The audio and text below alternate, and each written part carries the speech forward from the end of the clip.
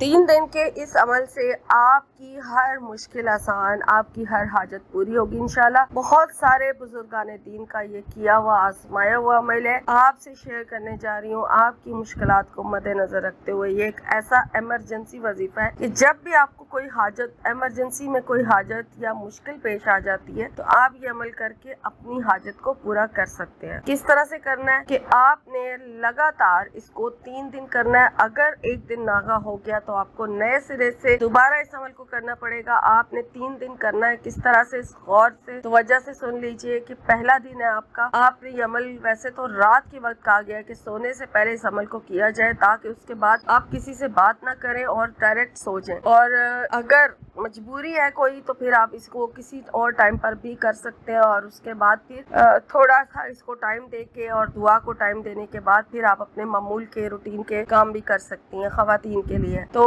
लेकिन ज़्यादातर बेहतर है कि रात के वक्त इस अमल को किया जाए।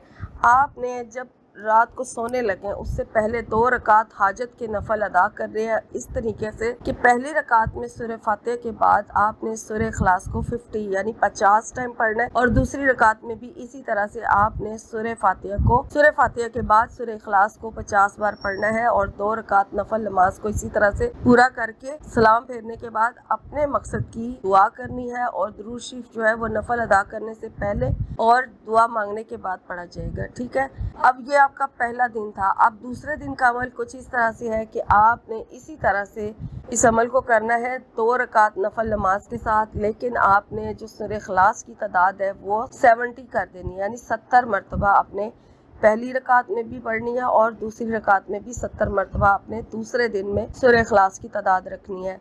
और फिर उसी तरह से आप दुआ मांगे और दुआ मांगने के बाद दुरूद शरीफ पढ़ेंगे। और थर्ड जो टाइम है यानी थर्ड जो इसका दिन है, तीसरा दिन, उस दिन आपने सूरह इखलास की जो तादाद है वो 100 कर दे दी है।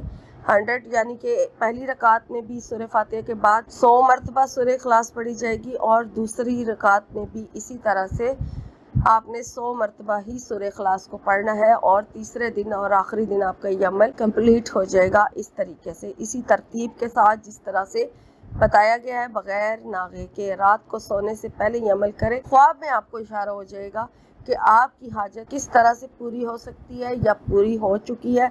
जो भी आपकी दुआ होगी उसके हवाले से आपको ख्वाब में इसका इशारा मिल जाएगा। वमा अलैना इल्लल बलागुल मुबीन।